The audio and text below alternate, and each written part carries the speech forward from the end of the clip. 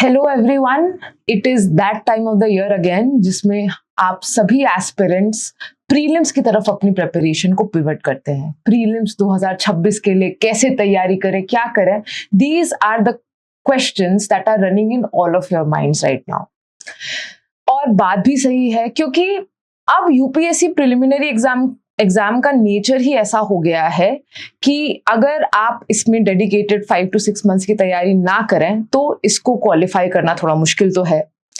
पर इन सब के बावजूद जो एक मेजर चैलेंज आप सब अभी फेस कर रहे होंगे वो है जब आप प्रीलिम्स के पर्सपेक्टिव से टेस्ट देना स्टार्ट करते हैं या पढ़ाई करना स्टार्ट करते हैं तो कई बार आपको लगता है जैसे कि आप सब कुछ भूल रहे हैं, आपने जो पढ़ा है उसको आप टेस्ट में यूज नहीं कर पा रहे हैं और क्वाइट सिंपली आपको पता नहीं होता कि हम इस तैयारी को आगे कैसे लेके जाएं। अगर ये सारे आपके कॉमन प्रॉब्लम्स है जैसे कि हम तैयारी कैसे शुरू करें, हमें रिवीजन कैसे करना चाहिए, कितने टाइम करना चाहिए, तो इस वीडियो को एंड तक जरूर देखें। तो सबसे पहले अगर हम बात करें कि before jumping to your strategy, हमें ये समझना बहुत जरूरी है कि कौन सी गलतियां हमें नहीं करनी है अपने प्रिपरेशन के टाइम पे। तो बहुत सिंपली आपने बहुत सारे लोगों से सुना होगा कि बहुत पढ़ने के बावजूद वो कई बार प्रीलिम्स क्लियर नहीं कर पाते हैं और इसका one of the most common reasons होते हैं सबसे पहले तो कि यही जो फीलिंग जैसा अभी सब एस्पिरेंट्स जिससे गुजर रहे हैं, कई साल पढ़ने के बाद या कई महीने पढ़ने के बाद, प्रीलिम्स और मेंस का साथ में पढ़ाई करने के बाद जब वो टेस्ट देने लगते हैं तो उनको लगता है कि उनसे अच्छा स्कोर नहीं किया जा रहा, वो भूल रहे हैं, उनकी प्रिपरेशन कंप्लीट नहीं है, तो वो पैनिक करके ज्यादातर मार्केट से कोई भी रिसोर्सेज उठा के पढ़ने लगते हैं। वो अपने नंबर ऑफ रिसोर्सेज बढ़ा लेते हैं, वो अपने स्टडी आवर्स भी कई बार बढ़ा लेते हैं, बच्चे 12-12, 15-15 घंटे पढ़ लेते हैं जिससे उनका बर्नआउट भी जल्दी हो जाता है। और ये सब करने के बावजूद आप उसका असर अपने मॉक टेस्ट के मार्क्स या प्रिलिमिनरी एग्जामिनेशन की परफॉर्मेंस में नहीं देख पाते हैं, क्योंकि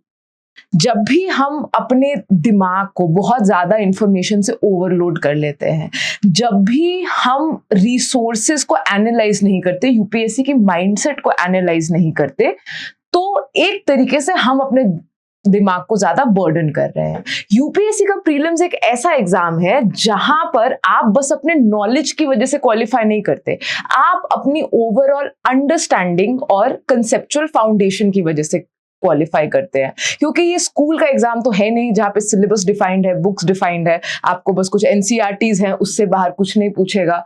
यूपीएससी में स्काई इज द लिमिट, आपका सिलेबस टेक्निकली डिफाइंड नहीं है, आपके रिसोर्सेज टेक्निकली डिफाइंड नहीं है, तो इस एटमॉस्फेयर में आप इंफॉर्मेशन ओवरलोड अफोर्ड नहीं कर सकते,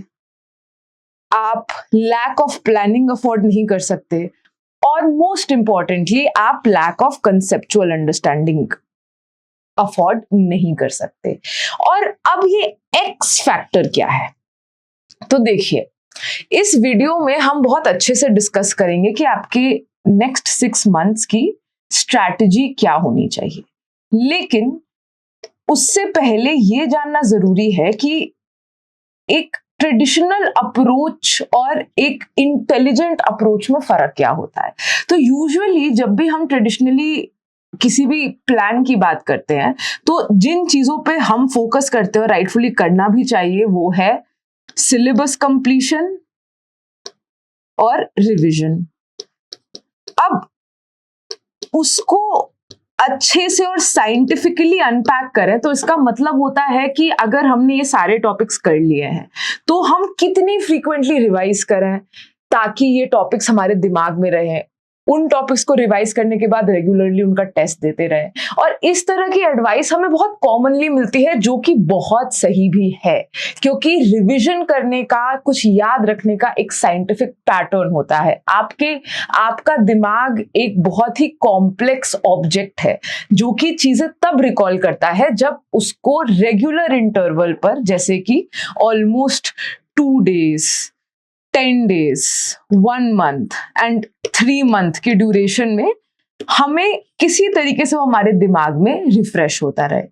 पर that is not the only thing. At the end of the day हमें याद रखने की जरूरत है कि UPSC is a very conceptual examination. यहाँ पर आपको पढ़ने के लिए सब्जेक्ट्स नहीं दिए हुए हैं, यहाँ पर आपको पढ़ने के लिए बुक्स नहीं दिए हुए हैं। कैंडिडेट्स की आदत है,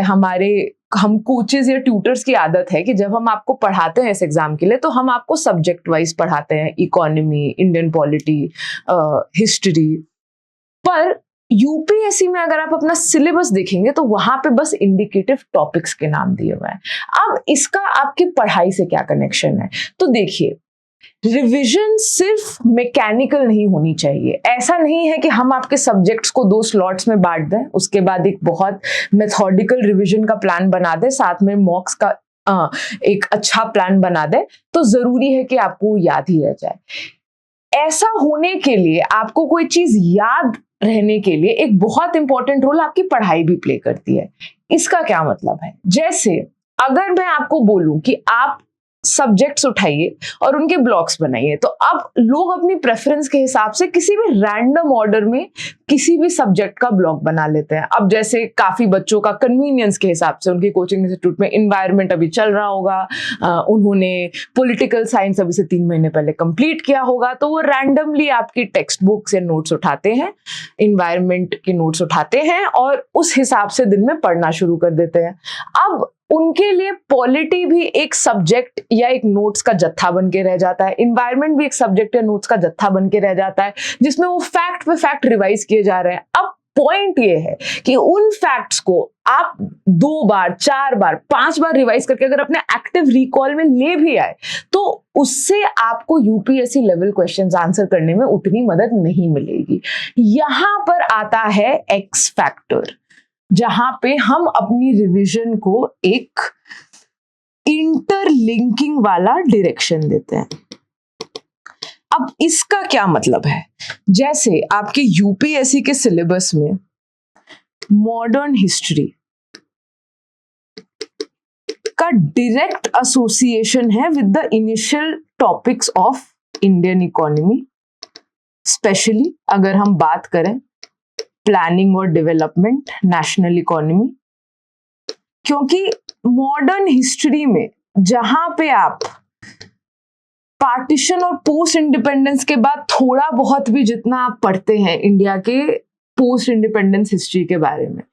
तो उसका डायरेक्ट रिलेशनशिप बन जाता है आपके इंडियन इकोनॉमी के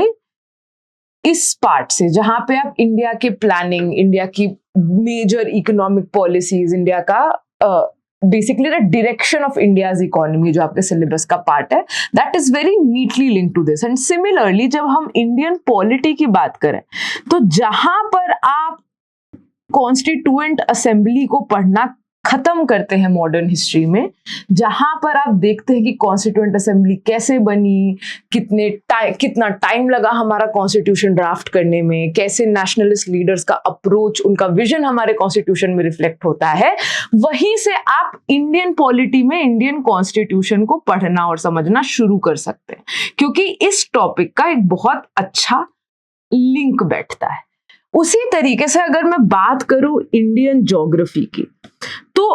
अब बहुत सारे बच्चे जब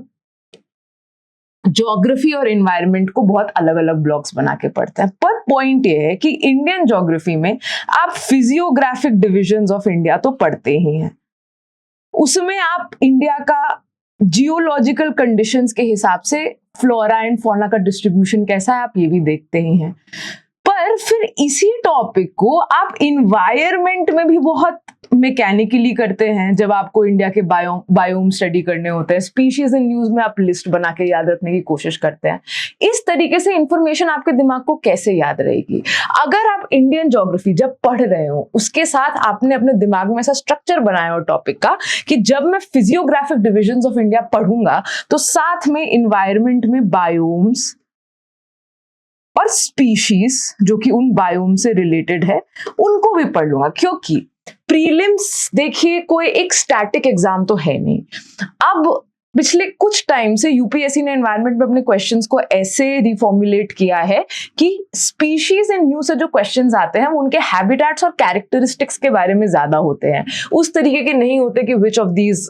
the following species are endangered और in which schedule of the wildlife protection act are they found type के क्वेश्चंस अब आपसे नहीं पूछता है। तो बेसिकली इन अ नटशेल जब आप रिवीजन कर रहे होते हैं तो किन सब्जेक्ट्स को आप साथ में ब्लॉक कर रहे हैं, इसका भी बहुत बड़ा रोल होता है आपकी रिवीजन में। आइडियली आपका एक दिन प्रिपरेशन का दिखना चाहिए। आपको रिवीजन के लिए चाहिए अपने सिलेबस को ब्लॉक्स में डिवाइड करना, और एक block will consist of 2 subjects, major and minor. अगर आपके दिन का 100% टाइम, यहां पे मैं 100% आपकी अवेलेबिलिटी के हिसाब से ले रही हूं कि आपके डिस्पोजल पे कितना है, मैं यहाँ पे आवर्स के टर्म्स में बात नहीं कर रही हूं, मैं बात कर रही हूं कि जितना टाइम आप पढ़ाई, जितने टाइम में आप रिवाइज और पढ़ाई कर सकते हैं, the time at your disposal. So for some people it may be 8 hours, for some people it may be 10 hours, for some people it even may be 6 hours. पर अगर उनका 6 आवर्स उनका 100% है, तो आपका ब्लॉक्स में रिवीजन करने का पॉइंट ये है कि प्रोपोर्शनेटली 2 सब्जेक्ट्स में मेजर सब्जेक्ट को मिलना चाहिए 60% of the time, minor subject को मिलना चाहिए 20% ऑफ द टाइम, साथ में करंट अफेयर्स को मिलना चाहिए 20% ऑफ द टाइम। ये जो है ये कांस्टेंट है, और इसको भी आपके स्टैटिक के साथ सीमलेसली इंटरलिंक होना जरूरी है, जिसका जिक्र हम करेंगे किसी अपने अगले वीडियो की सीरीज में। लेकिन जब आप अपने, और इन सब्जेक्ट्स के ब्लॉक्स में भी बहुत जरूरी है कि आप कौन से सब्जेक्ट्स को क्लब कर रहे हैं। तो आइडियली आपके ब्लॉक्स दिखने चाहिए कुछ ऐसे: मॉडर्न हिस्ट्री के साथ Indian polity, ancient history plus medieval history,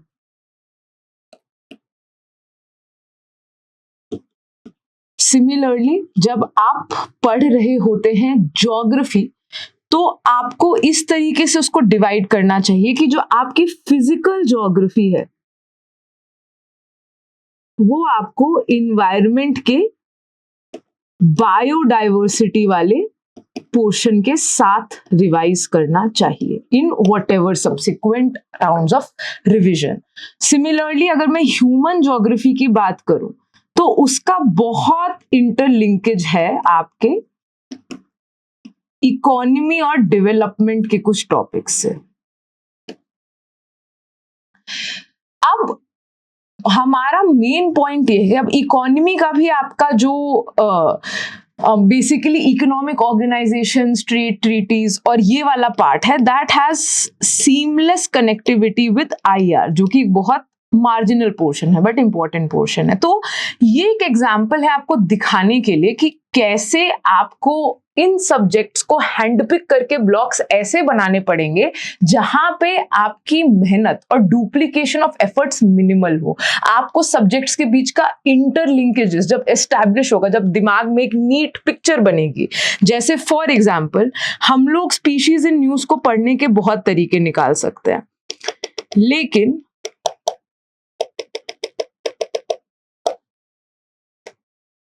अगर हम स्पीशीज इन न्यूज के बारे में जब पढ़ते हैं, अगर हमें एक मैपिंग का सेंस क्लियर हो, अगर हमें वहां की बायो जियोग्राफिकल कंडीशंस क्लियर हो,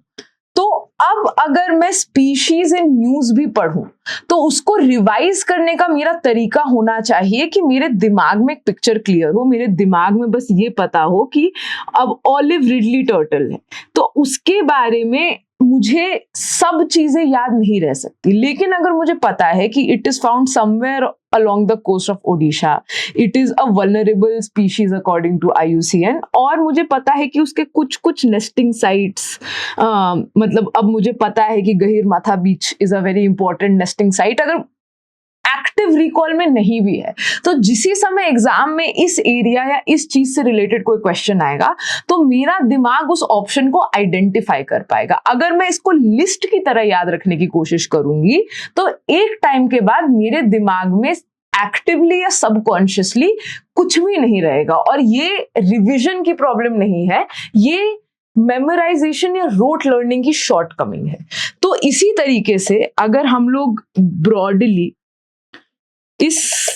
पैटर्न पे देखें तो your schedule will look something like this. अगर हम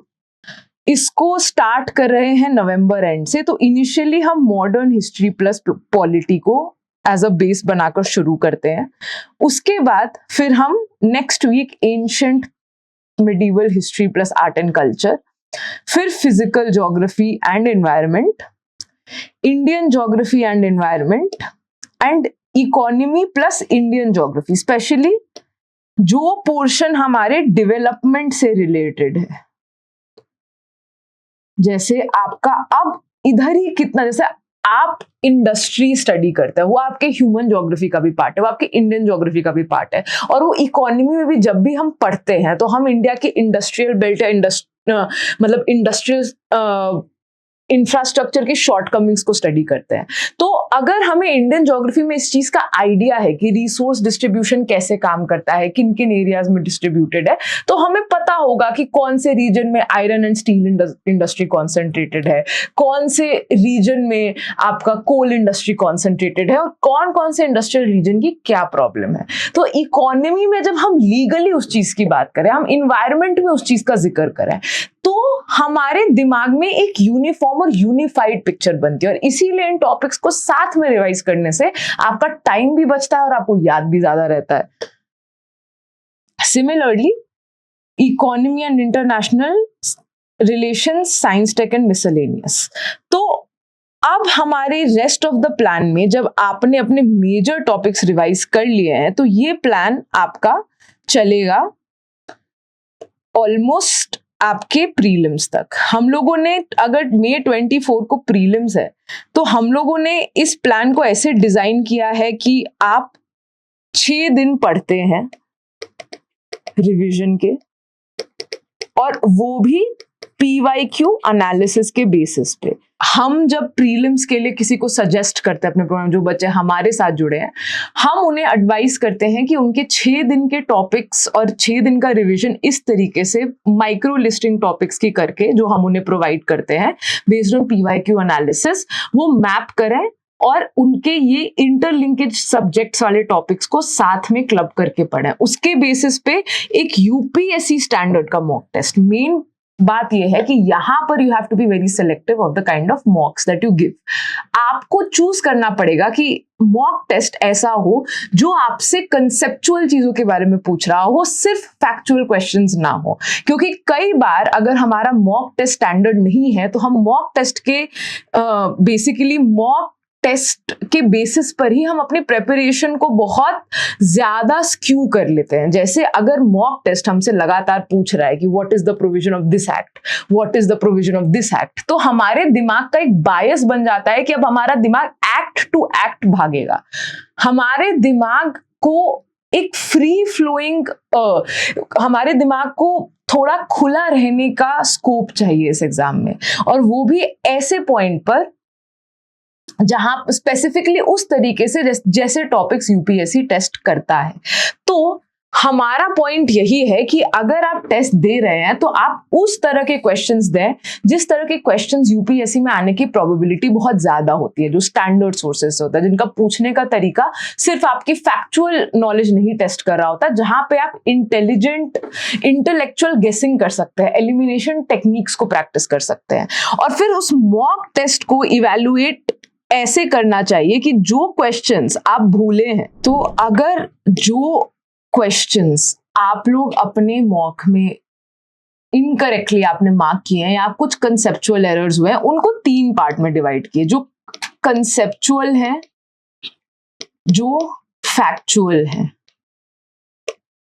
और जो current CA current affairs based. तो जो कंसेप्चुअल क्वेश्चंस है वो आपके ज्यादा गलत नहीं होने चाहिए। ये आपके लिए एक रिवीजन का टूल भी है और आपके लिए एक अच्छा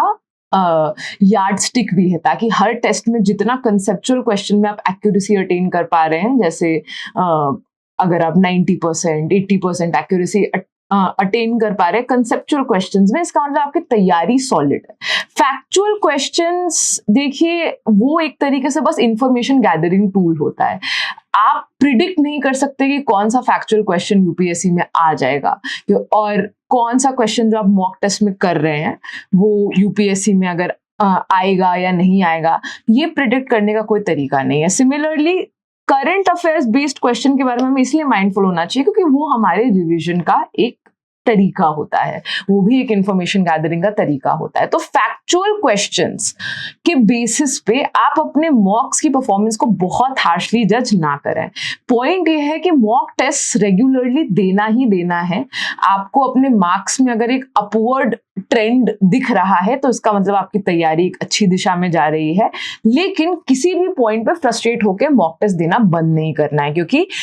मॉक टेस्ट के मार्क्स और यूपीएससी में आप जो स्कोर करेंगे कई बार उसका कोई लिंक नहीं होता। कई बार टॉपर्स के भी मॉक टेस्ट में बहुत शॉकिंगली कम मार्क्स भी आए हुए हैं, पर those people who keep giving tests, वो लोग बाकी कैंडिडेट से डेफिनेटली ज्यादा प्रेप्ड होते हैं इस एग्जाम के लिए। और इसी तरीके से हमें एटलीस्ट May 24 से एक हफ्ते पहले अपना रिवीजन वाइंड अप कर लेना है, क्योंकि लास्ट के जो 5 दिन होते हैं इसमें आइडियली आपने जो मॉक टेस्ट दिए हैं उन्हीं की गलतियों को वापस स्टडी कीजिए। जो पेपर आप दे चुके, जो आपको पता इजी है, या फिर यूपीएससी के पीवाईक्यूज को मॉक टेस्ट की तरह देना, that is the wisest strategy. इस टाइम पे अपने दिमाग को किसी भी नई इंफॉर्मेशन से बर्डन नहीं किया जा सकता। इस